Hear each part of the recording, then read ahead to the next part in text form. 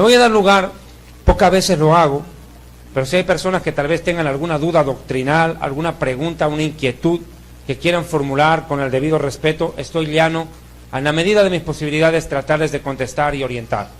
No sobre el tema del sacerdocio solamente, si tienen alguna pregunta bíblica sobre algún tema determinado y puntual, con gusto, pero no me vengan, vuelvo y les digo que, pastor, disculpe, ¿me puedo poner falda? ¿Me puedo poner pantalón? Les repito, yo no soy sastre ni modista, o sea, con tonteras no me pregunten. Si hay alguna persona que tenga una pregunta, hágale. Ya, vamos a escuchar, por favor. A ver, atienda, ayúdenme los que están trabajando en la radio, pilas para acá. Mi pregunta es, conozco un familiar que es de la iglesia Pentecostés y ellos bautizan en el nombre de Cristo nada más porque dicen que son seguidores de Cristo y que a través de ese bautismo es que ellos reciben el perdón. No sé si es una forma correcta. Ya estoy entendiendo la pregunta. Ya, a ver, hágale. Bautizar en nombre de quién es la pregunta. Hay una base, Mateo. Permítame.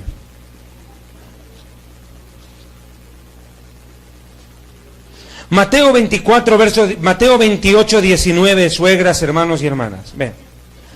Por tanto, id y haced discípulos a todas las naciones, bautizándolos en el nombre del Padre, del Hijo y del Espíritu Santo. Ahora, aquí viene el problema. Porque hay iglesias que no bautizan así. Dicen que bautizar en el nombre de Jesús es la única orden. Bueno, ¿es cierto o no? En el libro de los Hechos de los Apóstoles dice que bautizándolos en el nombre del Señor se arrepentían para perdón de pecados. Bien, ¿cuál de las dos fórmulas es correcta? ¿Bautizar en nombre del Padre, del Hijo y del Espíritu Santo? ¿O bautizar en el nombre de Jesús?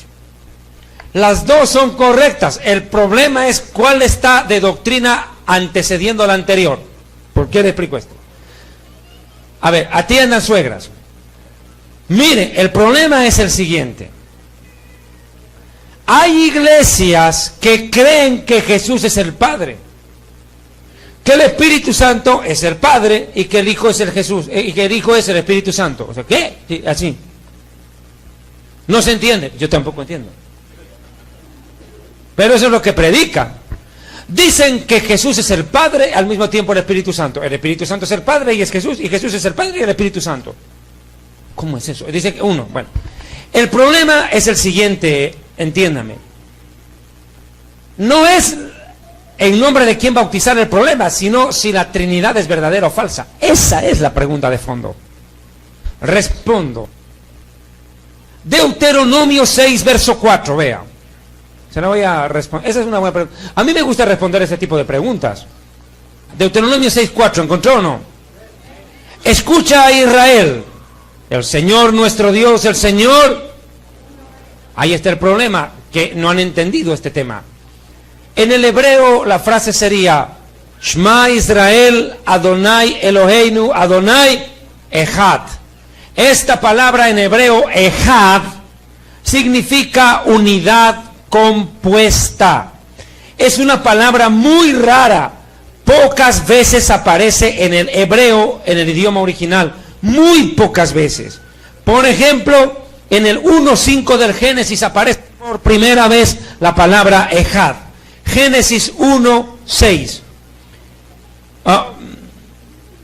1:5, perdón, 1:5. ¿Encontraron? ¿Encontraron? No les doy palo. Oye, hermanito, busquen en el primer libro de la Biblia las suegritas buscando Géminis. Cáncer, Leo, Virgo, Escorpio, buscando su horóscopo por las suegritas. ¿Cómo así? Génesis, no Géminis. Génesis 1, verso 6, 1:5. Y llamó Dios a la luz día, y a las tinieblas llamó, y fue dos cosas, la tarde y la Yom Echad, un día en hebreo. Yom Echad, un día. Echad. Pero ¿qué cosa hace el Echad? Aquí lo dice, y fue la tarde y la mañana, dos cosas hacen uno. Esta misma palabra Echad aparece cuando Dios da origen al matrimonio. El hombre dejará a su padre y a su madre, se unirá a su mujer, y ya no serán más dos, sino serán uno, y se librará de la suegra. ¿Entendió? ¿Sí o no? Ya, listo, ya, aclarado. Dejará el hombre a su padre y a su madre, y ya no serán dos, serán, ¿qué? Uno, pero no dice el mismo. Mantiene su individualidad. El hombre sigue siendo hombre, la mujer mujer. Individuales, puede ir él a trabajar a Texas y el marido a Washington. Están separados, pero son uno. Pero no son el mismo, pues, hermano.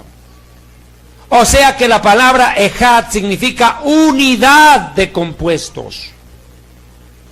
Para que haya unidad tiene que haber más de un elemento, porque una cosa es la unidad y otra diferente la unicidad. Por eso esas iglesias se llaman unitarias o unicitarias, porque creen que Jesús es el mismo que el Padre. Ahora mire, Jesús en cierta ocasión dijo el Padre y yo, pero no dijo somos el mismo, dijo uno somos, no dijo somos el mismo. Ese es el problema de estos panas, que son igual que los testigos de Jehová. Las iglesias unicitarias tienen ese problema de comprensión. Una vez yo me encontré con un testigo de Jehová que me dijo la Trinidad no existe. Bueno, ¿por qué? La palabra Trinidad no está en la Biblia, me dice. Ok, la palabra Trinidad no está en la Biblia, es cierto, pero la palabra Biblia tampoco está en la Biblia y sin embargo la estás usando. Se llama escritura, no se llama Biblia. Biblia es el nombre que le dio a este bendito libro la historia. La historia. ¿De dónde viene el nombre Biblia? De la ciudad de Biblos, en el imperio fenicio. Habían 3 ciudades grandes: Sidón, donde estaba la viuda de Sarepta de Sidón, Tiro y Biblos. Y de ahí viene la palabra Biblos, Biblia. De ahí viene la palabra Biblia, de una ciudad fenicia. Ahora escuche, bendita Biblia. Ahora mire, escuche, esta palabra ejad vuelve a repetirse en el Juan capítulo 17, cuando dice el Señor Jesucristo: Padre, te ruego que todos ellos sean ejad, uno, no dice el mismo, sean uno, así como tú y yo somos uno. Tú y yo. Yo en cierta ocasión me topé igual con un testigo de Jehová que con esos testiguines me agarro y bien lindo. A mí me encanta agarrarme con los testigos. El problema es que como ya saben dónde vivo, no me vienen a buscar. Porque esos te fichan y dicen, no vayan, no golpeen. Ya los puse más de apuros a más de uno. Cuando tú analizas el bautismo de Jesús, dice que Jesús entra a las aguas, sale de las aguas y el Padre habla. Este es mi Hijo amado en quien tengo complacencia. Y al instante el Espíritu Santo descendió sobre él en forma de paloma. ¿O no? Listo. Entonces, esto no entiende. Yo le digo, ¿qué me estás diciendo? ¿Que Jesús era un ventrílogo capaz de hablar con el estómago? Y engañó a la multitud cuando la voz en realidad vino de arriba, entonces vino del estómago de él. ¿Cómo puede ser posible? El Padre estaba hablando. El Espíritu Santo desciende y el Hijo está abajo. Cuando está muriendo Jesús, Padre, en tus manos encomiendo mi espíritu. Y si el Padre era el mismo, ¿cómo es eso? Es más, la Trinidad aparece en el Apocalipsis. Dice que había un trono establecido en el cielo. Delante de él había 7 lámparas de fuego, que son los 7 espíritus de Dios. Y el Cordero viene y se acerca al Padre. Ahí está, en el mismo cielo. El candelabro del Espíritu Santo, el Padre en el trono y el Cordero que viene a tomar el libro de la mano derecha del que está sentado en el trono. Y en el libro de Daniel dice, y vi a un hijo del hombre, hijo de Adán significa, hijo de humano, que se acercó al anciano de días. Ahí está. Vea que Jesús no es el Padre, ni el Padre es Jesús. Son uno, pero no el mismo, pues. No es lo mismo decir, y ya no serán más dos, sino uno, que decir serán lo mismo. No es lo mismo. Porque cuando tú te casas con tu mujer, no te vuelves siamés. ¿Qué es un siamés? Que están colados con una parte del cuerpo. ¿Has visto los bebés siameses?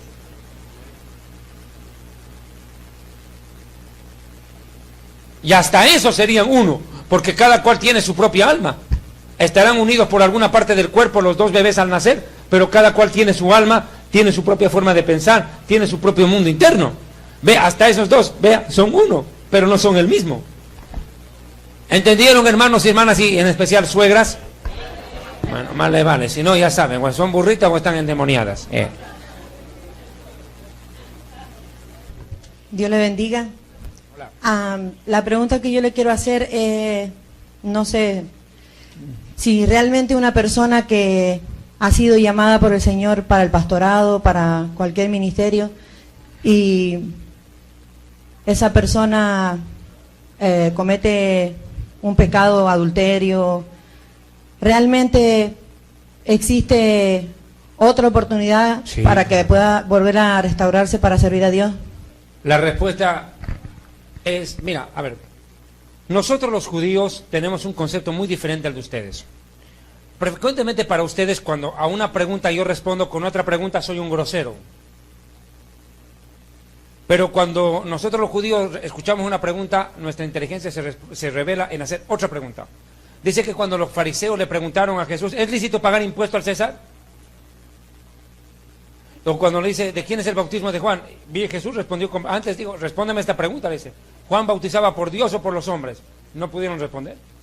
O sea, responder a una pregunta con otra pregunta no es mala educación. A veces es la misma inteligencia. ¿Por qué lo digo esto?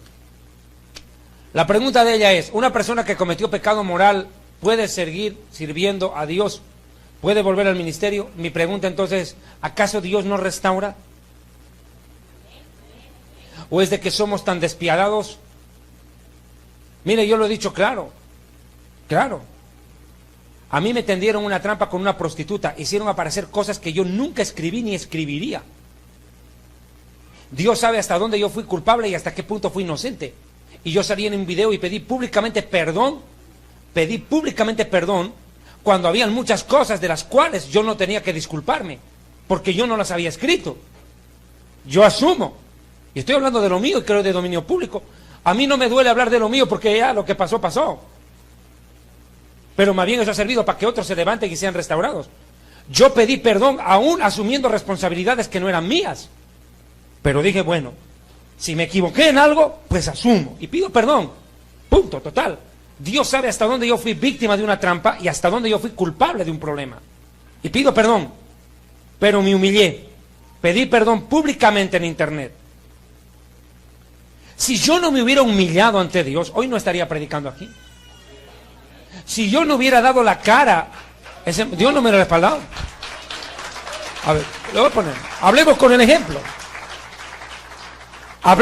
ejemplo. Fácil es cometer un pecado y esconderte en el rincón de una casa y pedirle perdón a Dios. Pero para hacer lo que yo hice, hay que tener bien puestos los pantalones. Para salir en un video de internet y decir, la embarré. ¿Cierto? Para eso hay que ser valiente. Salir y dar la cara y decir perdón. Cuando uno se humilla, Dios lo va a levantar. Jesús no andaba tirando a la gente al piso, sino levantando al caído. Y no para dejarlo medio parado, sino para hacerlo andar. La iglesia es el pueblo más despiadado del mundo. La guerrilla y los narcos tienen más misericordia que los hermanos. Porque cuando yo tuve el problema, a mí pastores a los cuales yo serví con amor, con esmero y con todo, salieron a atacarme en internet. Gente que yo ni conozco hizo videos para atacarme a mí, solo para buscar fama y ganar visitas en YouTube. A acabarme. David Diamond no puede volver a predicar. David Diamond tiene que desaparecer. O sea, hermano, mire, los narcotraficantes, cuando muere uno de los narcos en combate, buscan recapturar o llevarse el cadáver. Y si está herido, sacan del campo de batalla para que lo curen y lo atiendan. Los guerrilleros tienen más misericordia por un soldado suyo de la guerrilla. Los de ISIS tienen más misericordia por su compañero que la iglesia por otro hermano. De eso yo lo he vivido en carne propia. Y miren, yo no estoy demeritando. A mí me tendieron una trampa en internet. A mí, David Diamond, me acusaron de adúltero. Voy a aclarar muchas cosas. Ya que tocamos el tema, vamos a dar la cosa clara. Sí, hermano, tengo una duda. ¿Es correcto usar el nombre de Jehová? Mire, hermano, ese es un tema bien difícil de responder porque tiene que ver más hasta con la cultura. El nombre de Dios, en honor a la verdad, es un misterio. Muchos lo llaman Yahweh, otros lo llaman Jehová. Hay otra opción que sea Yehuj, de donde viene la palabra Yehudim, que significa pueblo de Yehuj, es decir, pueblo judío. En honor a la verdad es un auténtico problema porque lo que está claro son las consonantes. El nombre de Dios se compone de 4 letras. Yod, Hei, Vav, Hei en hebreo. Y latina, no Y, no Y, no, Y latina. Por eso la otra es Y, o sea, no puede ser. Y latina, H, V dentilabial, V de vaca y H. Esas son las 4 letras del nombre sagrado, lo que los judíos llamamos el Shem HaMeforash, el nombre sublime. Pero, ¿por qué los judíos no pronunciamos el nombre de Dios? Hay una razón. Porque dentro de los 10 mandamientos dice, no tomarás el nombre de Dios en vano. Y para tomar en vano o no pronunciar bien, mayormente no se lo usa. Es la razón por la cual el judío no lo pronuncia. Nosotros usamos Adonai. Ahora, la Reina Valera escribe el nombre Jehová. Lo más raro es que altera la letra, porque le mete J en vez de I. Ya, empezamos mal. Empezamos mal. Porque en vez de mantener la I, le mete J. Desde ahí ya estamos mal. H, porque dice G, O, ahí mete una H. O, B chica, y ahí termina en la A con punto. ¿Y dónde está la otra H? Tampoco la respeta. O sea, la Reina Valera, por ejemplo, usa el nombre Jehová y encima lo escribe mal, porque cambia la I por J y no coloca la última H. O sea, no respeta las 4 letras sagradas que Dios dio. El católico es un poco peor, porque el católico escribe Yahweh, mete en vez de I latina, le mete griega, que nada tiene que ver. Y en vez de B dentilabial le mete la doble B de Walter. Peor. Lo único que mantiene son las 2 H's. Vea usted. Vea usted. Ahora, dicen los estudiosos, yo por eso le recomiendo mucho el libro Real Sacerdocio, le va a ayudar muchísimo a entender esto, que los sumos sacerdotes cuando pronunciaban el nombre de Dios, o los profetas mencionaban el nombre de Dios, era algo provocado por el Espíritu Santo, porque después de pronunciarlo, el sacerdote no se había acordado cómo pronunció. ¿Me dejo entender? Pronunciaban el nombre de Dios exacto, pero después querían volverlo a repetir y no podían. Eso está en la historia de Israel. Es un nombre demasiado sublime y no puede estar al alcance de cualquier mortal, al menos de la manera en que lo presenta, porque vuelvo y le digo, han cambiado el nombre de Dios.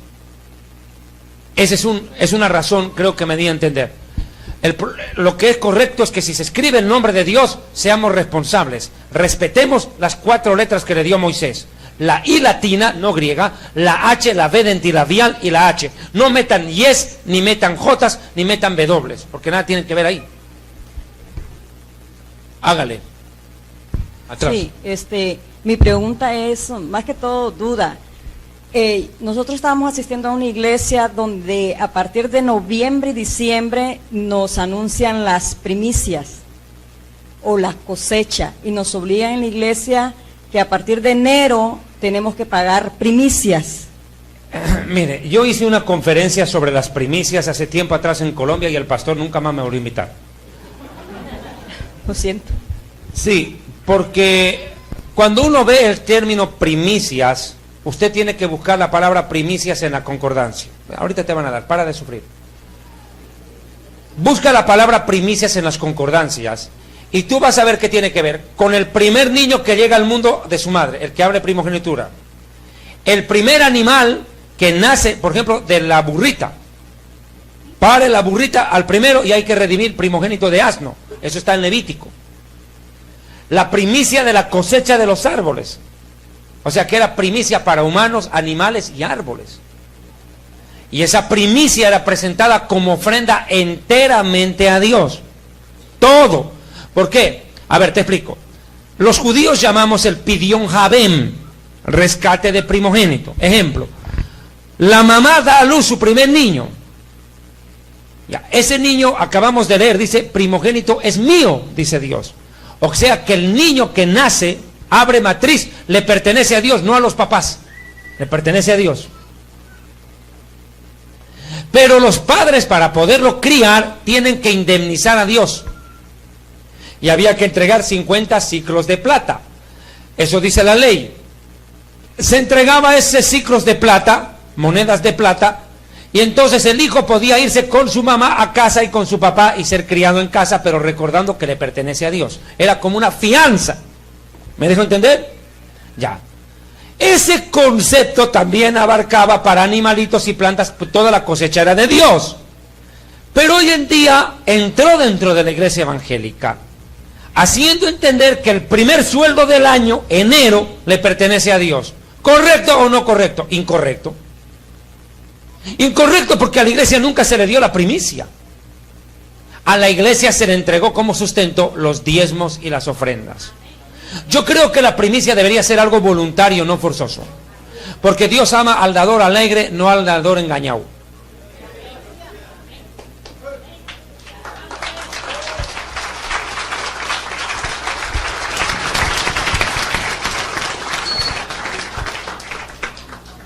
Querubín.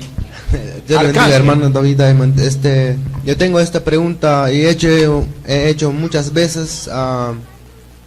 Si en realidad hay verdaderos apóstoles hoy en día o verdaderos profetas de esos dos, si siguen vigentes hoy en día o ya no. Esa es mi pregunta, porque ninguno de los dos. Hoy en día no existen ni apóstoles ni profetas, porque para ser profeta tendrían que ser más que Juan el Bautista. Tendrían que ser más que Isaías o Jeremías. No pueden haber apóstoles porque no hay otro como hombre como el apóstol Pablo, Pedro, Juan, Timoteo, Juan, Marcos o Lucas. No hay, no existe. Apocalipsis 21:14 dice que en el cielo hay 12 cimientos para 12 apóstoles del Cordero. Punto, no hay más.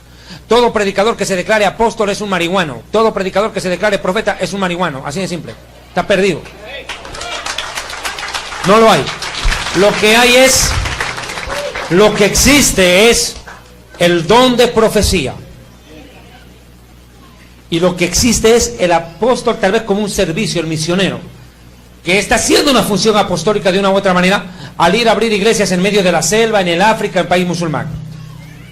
Si estos son apóstoles, yo no sé qué hacen metidos en iglesias. Deberían estar predicando el evangelio a los de ISIS. Y demuestran que son apóstoles. A ver, veremos, verás que no. Gloria a Dios. Hola. Ahorita están preguntando aquí, espere. Amén. Yo tengo aquí mi pastora conmigo, que es una gran pastora, y muchos de los dilemas que hemos tenido a la hora de evangelizar o cuando conocemos a personas, es que cuando le digo que tengo una pastora, la que me evangeliza a mí, la que estamos en la iglesia, no aceptan ir a la iglesia por ser mujer. Ay, aquí sí nos vamos a reventar.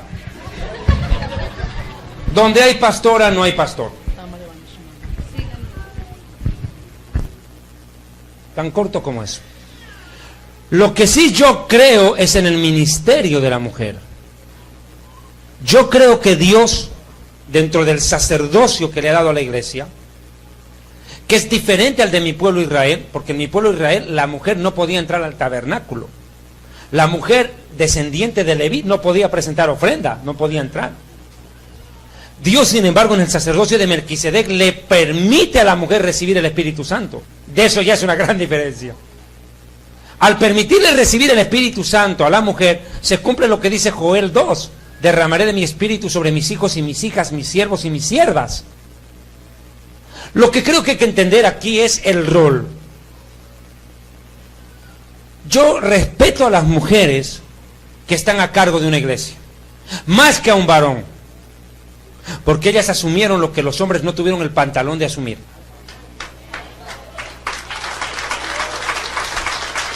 Yo lo respeto, no, en serio. Yo lo respeto, porque, mire, hermano, Ser pastor es fregado, ¿o no, compadre? ¿Es fregado o no? Si ser pastor, teniendo la autoridad dada por Dios, es fregado, imagínese hacer lo que ella hace. Es peor, más difícil.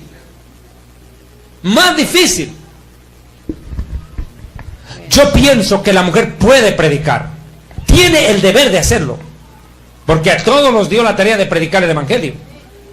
La tarea es general. 2. Pero pienso que detrás de una mujer en el ministerio tiene que haber un consejo de ancianos sabios y no machistas. Sabios.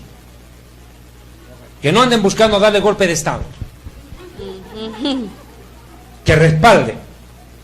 Dios respalda a quien se deja usar.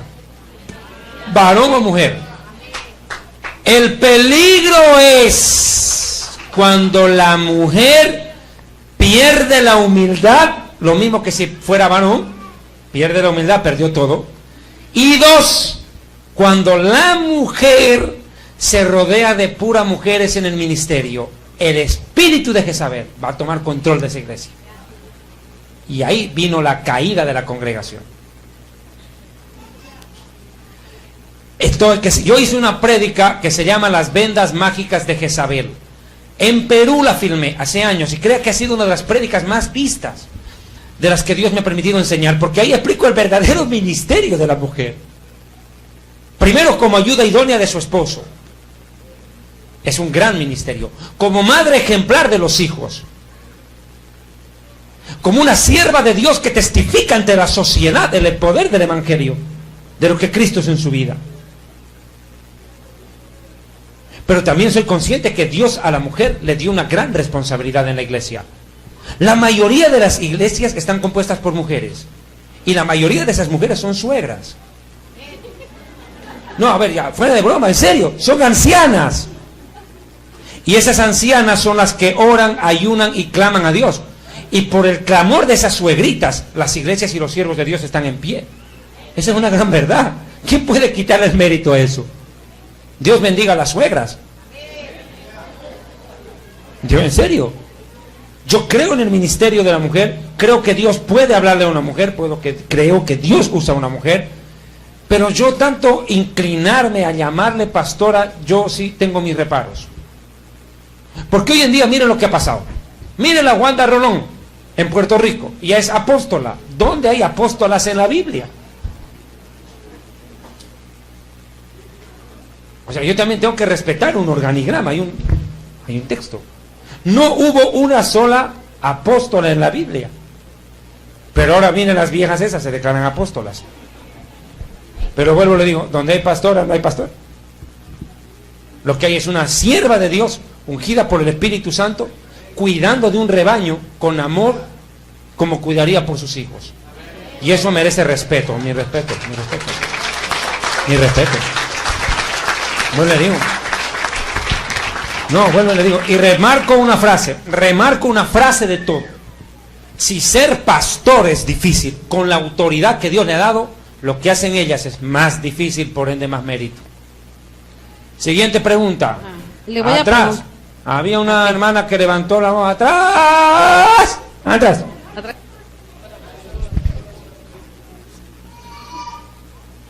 Preguntas bien formuladas y respetuosas. Las dos cosas marchan bien. Solamente, hermano, quiero preguntar entonces el orden de la iglesia y que pues me diga acerca de Efesios 4:11. Perfecto. Yo he predicado mucho de este tema, créame, hasta el cansancio. Efesios 4, verso 11 es el versículo utilizado para justificar lo injustificable. Efesios 4, verso 11 dice que el Señor constituyó a unos apóstoles, profetas, evangelistas, pastores y maestros. Los profetas vinieron para escribir el Antiguo Testamento hasta Juan, el último profeta del Antiguo Testamento, y los apóstoles escriben el Nuevo Testamento. Ambos escriben Antiguo y Nuevo Testamento. Terminado de escribir el Nuevo Testamento, con la revelación que el Espíritu Santo dio a profetas y apóstoles, ¿ya para qué hacen falta? Si ya pusieron lo que tenían que poner. La revelación ya está escrita, ¿qué más? Ya no hay apóstoles, porque los apóstoles cumplieron su tarea. Pablo dijo, yo como abortivo, como último apóstol, el Señor se me apareció a mí, dice, indigno de ser llamado apóstol.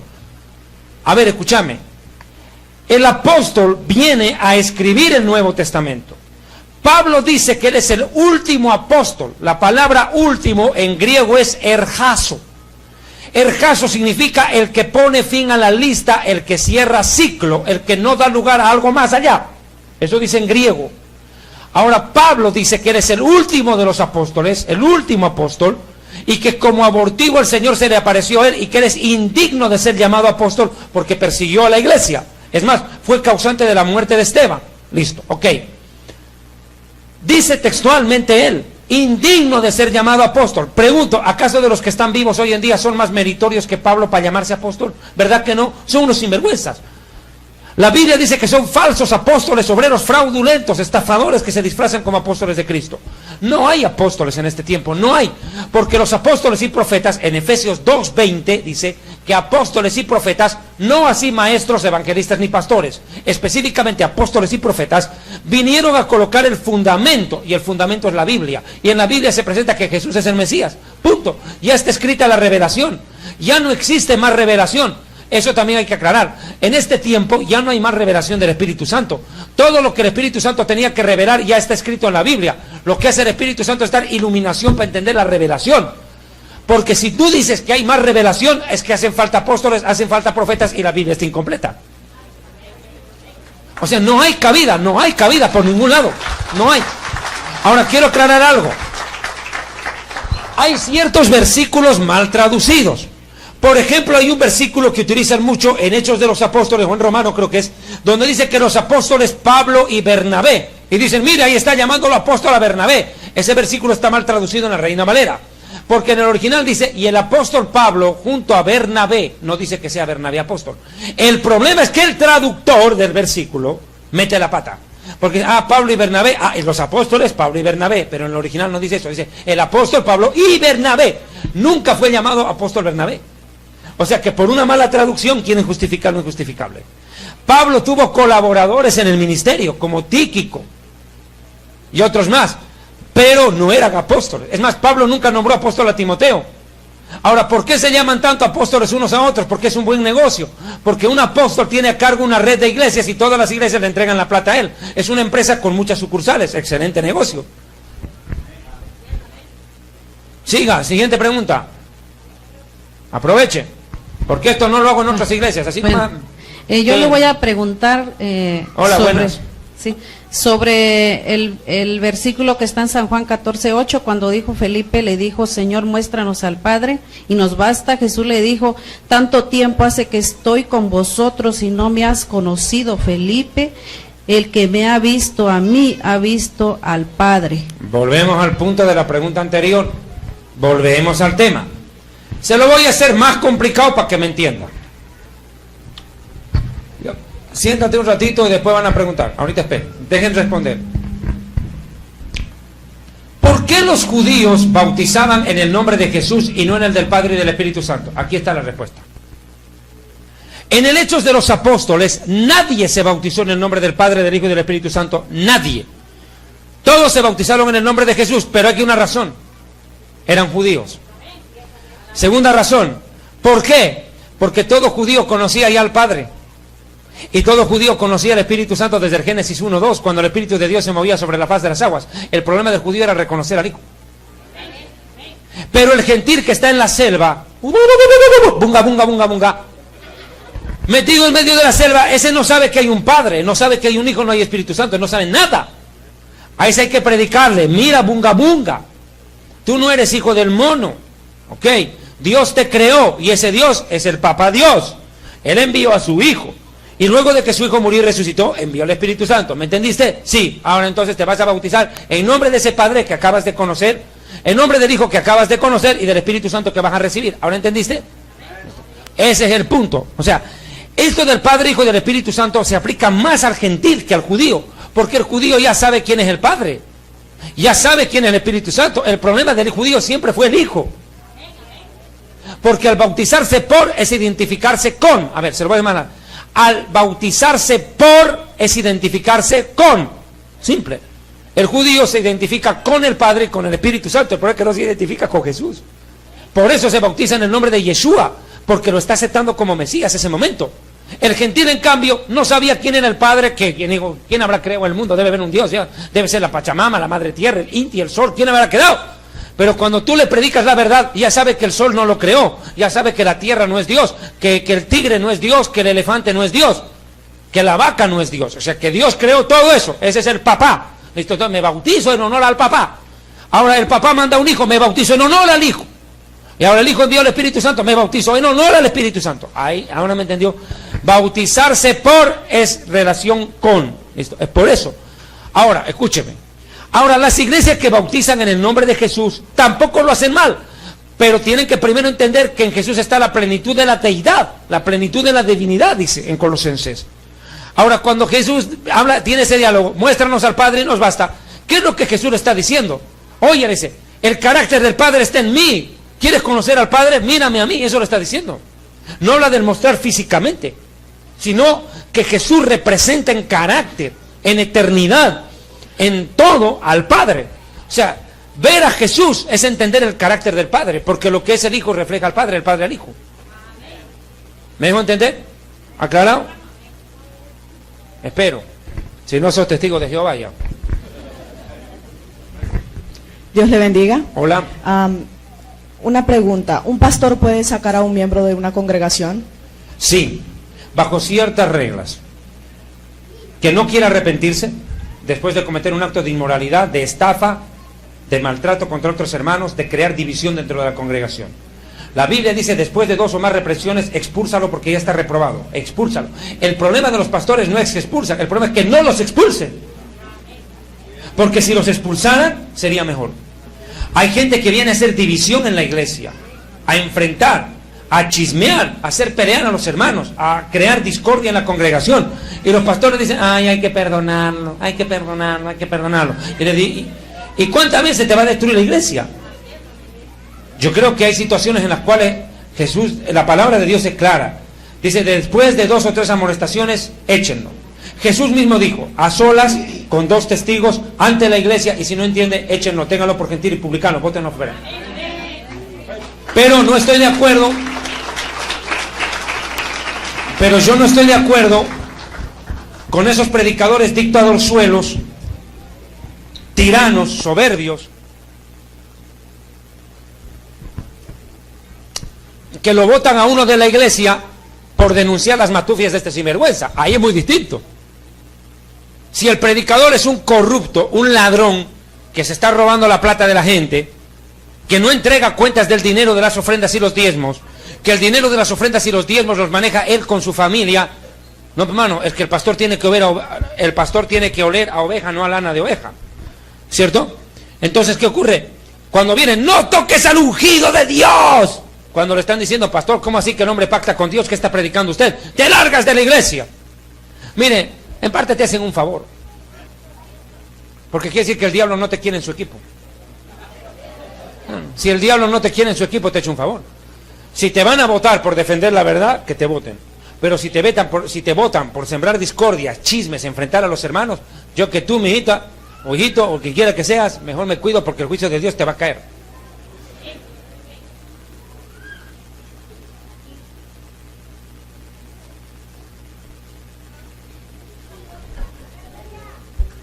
Buenas tardes.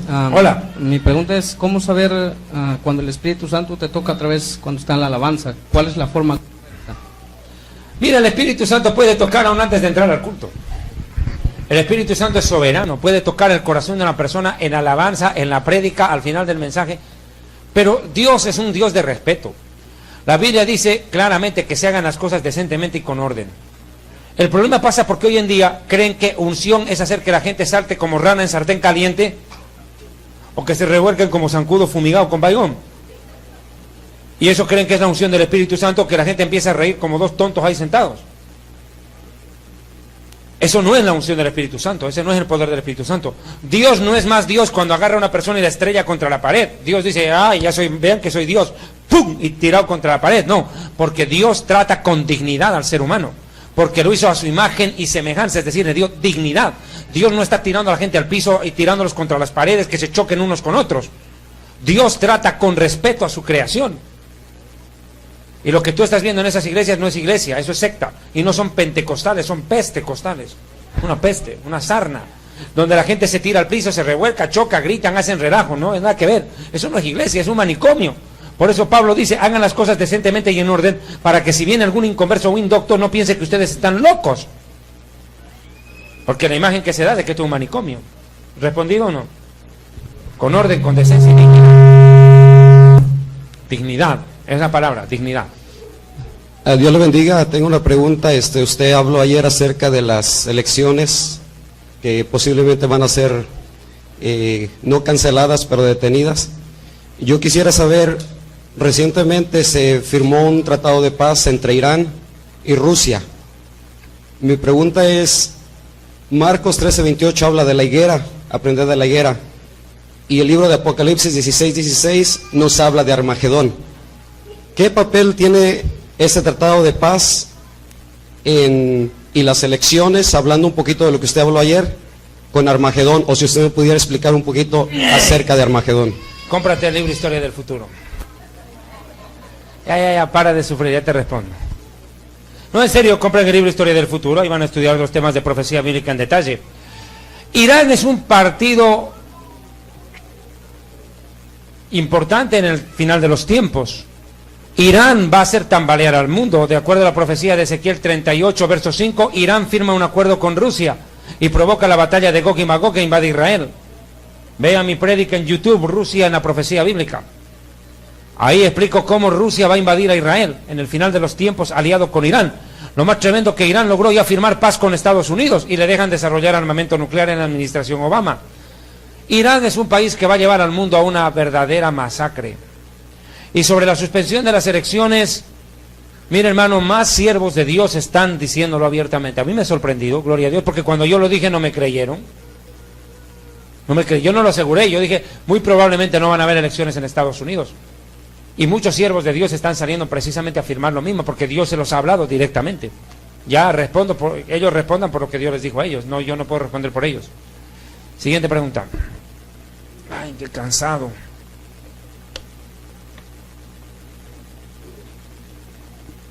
No hay más preguntas, qué bien, ya me voy. Quiero ir a dormir. Dios le bendiga.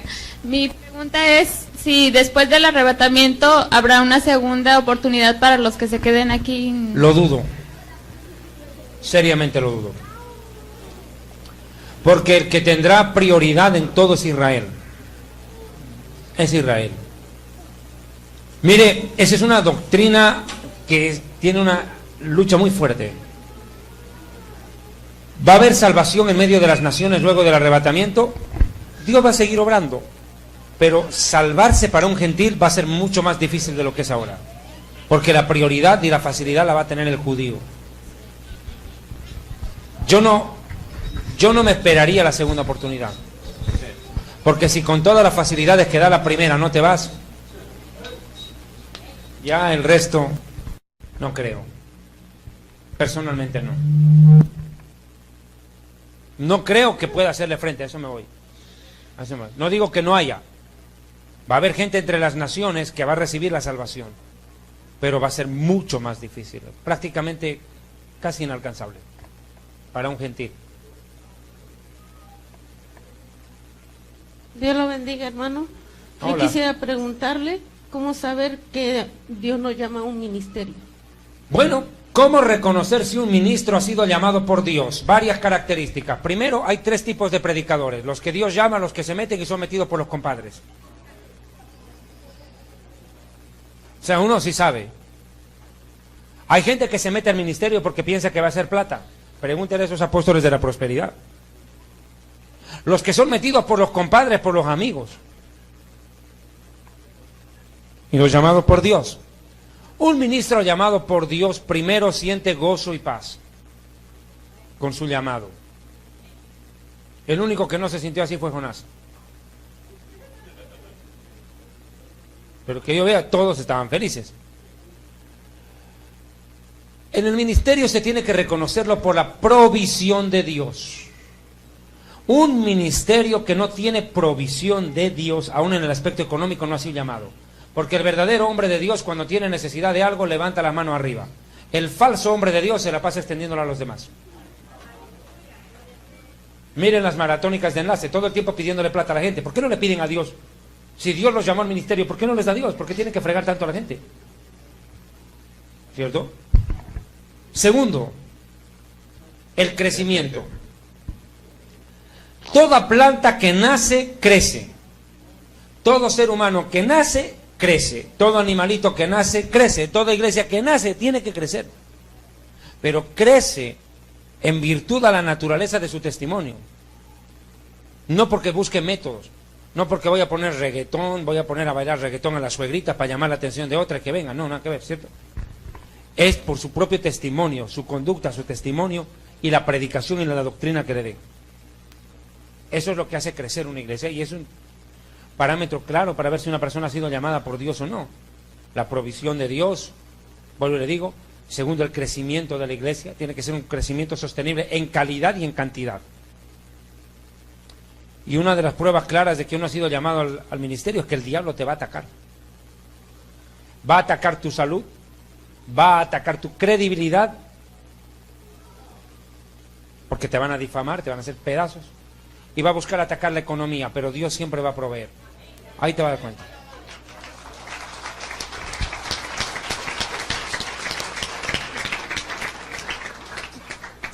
Hola, hermano David. Hola. Tengo una pregunta. ¿Qué hay con el matrimonio por la Iglesia Católica Romana? ¿Es válido entre los ojos de Dios o qué? Mira, no es tanto el vínculo religioso por el cual... Mira, si fuera así, entonces ni los budistas son casados. Porque ellos también van a su templo budista, otros van al templo musulmán, a la mezquita o a la religión que profesan y ahí les hacen una ceremonia religiosa. Yo pienso, pero, que dentro de la iglesia evangélica, la iglesia de la sana doctrina, es bueno que aquellas personas que se han casado por la iglesia católica, apostólica, melancólica y diabólica, hagan una ceremonia nupcial delante de un siervo de Dios. Yo lo considero, es bueno. Porque si tu vida cambia, que cambie tu matrimonio. ¿Cierto? Nosotros no validamos el matrimonio, el bautismo católico. ¿Por qué vamos a validar el matrimonio católico? Y no es el hecho de la ceremonia, no es el hecho de la ceremonia. La ceremonia no da validez, es el acto jurídico. ¿Desde cuándo una persona está casada? ¿Desde que el cura le echa el agua en la cabeza?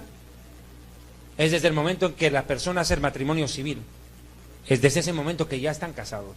Es el documento jurídico el que estipula el matrimonio, el jurídico. Bendiciones, hermano David, es un placer verle y conocerle personalmente. Agradecemos a Dios por su vida y por poder, hermano, darnos la oportunidad de hacer algunas preguntas. Mi pregunta es, ¿cuáles son las manifestaciones del Espíritu Santo? Se dice que si no eres bautizado con el Espíritu Santo, no serás salvo. A ver, no, es que se dicen tantas cosas. Dicen que si no hablas en lengua no tienes el Espíritu Santo, pero eso es falso. Hay gente que no tiene el don de lengua, pero tiene el don de sanidad. Hay gente que ha esperado por años el don de lenguas y Dios no les dio y se enojaron y se apartaron de Dios. Yo tengo amigos míos, compañeros de la universidad a los cuales yo les prediqué el evangelio, se convirtieron, vinieron a la iglesia, estuvieron un tiempo y empezaron a pedirle el don de lenguas a Dios y Dios no les dio, se enojaron y se fueron. Como también conozco a gente que está en las cantinas bebiendo, alguna vez estuvieron en la iglesia y hasta oran en lenguas porque los recibieron. Aquí hay el problema. La Biblia habla claramente que son 9 dones del Espíritu Santo y que el Espíritu Santo reparte como Él quiere. Nadie le puede obligar a Dios a que haga hablar en lenguas a una persona, porque de lo contrario pasa lo que están haciendo en los encuentros. Repite conmigo: Rambo, Rambo, saca, la bazuca. Más rápido.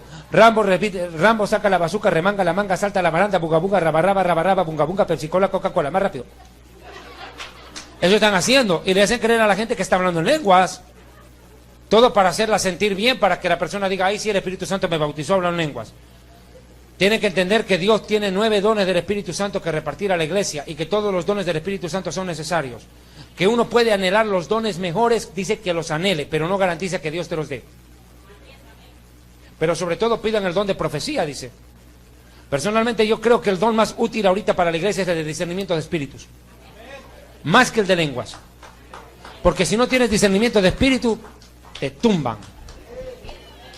Yo quiero un ratito, hermana, pastor, un segundito. Sierva. México, Venezuela, Honduras, Ecuador, Chile, Canadá, Perú, Puerto Rico, El Salvador, Francia, Filipinas, Paraguay, Argentina, Austria, Bolivia, Costa Rica, Rusia, Italia, Japón, Croacia, Brasil y Colombia están escuchando. 86.500. Gloria a Dios.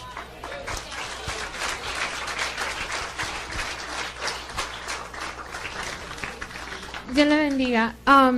No tanto una pregunta específica, pero para los jóvenes, ¿qué consejo le daría para los jóvenes hoy en día? Que piensen bien quién será su suegra. Terrible, no, mentira, pare de sufrir. No, yo creo que el grave problema de la juventud en la iglesia es de que está siendo arrastrada por payasos como Dante Gebel, que les presentan un show y un circo lo más mundano posible y les encanta. Y son muy pocos los que realmente están buscando la comunión con Dios y la relación con Dios. La mayoría de los jóvenes lo que buscan es espectáculo, show y novia en la iglesia. O novio. Es triste. Motivaciones incorrectas. Y guardarse en pureza ante Dios. Sigan. Hola. ¿Qué fue? El querubín desactivó, un atentado. Dios le bendiga, hermano, gracias por la oportunidad de esta pregunta. A ver, querubín, te van a pegar. ¿Qué hay entonces acerca de los 7 diáconos que fueron elegidos para servir a las viudas y a los huérfanos? Dice que 7 diáconos llenos del Espíritu Santo. Sí, pero ¿qué tiene que ver con lo que estamos hablando antes? Porque se estaba hablando del Espíritu Santo, sobre el hablar en lenguas, y aquí dice que 7 diáconos llenos del Espíritu Santo para el servicio. Llenos del Espíritu Santo, pero no dice que hablaban en lenguas, no garantiza. El versículo es claro. Escojamos pues de entre nosotros a varones llenos del Espíritu Santo y de buen testimonio, dice. Lleno del Espíritu Santo, puede hasta orar por un enfermo y se sana, pero no siempre va a hablar en lenguas. Volvemos al tema. Amén. Orar en lenguas no es un requisito para salvación, porque también en las cantinas hay muchos descarriados de la iglesia que siguen orando en lenguas. Siguiente. Dios le bendiga, predicador. Soy la suegra que quiso ahorcar ayer. Sí, pues la que le exorcicé afuera ahí. Mi pregunta es sobre la obediencia hacia Dios, porque habemos muchos hermanos que en paréntesis decimos que somos obedientes, pero no lo somos. Pero ¿cuál es la pregunta? No te entiendo, suegrita, no está clara. ¿Cuál es la obediencia hacia Dios? Bueno, obedecer los mandamientos. Jesús dijo, el que me ama mi palabra guardará.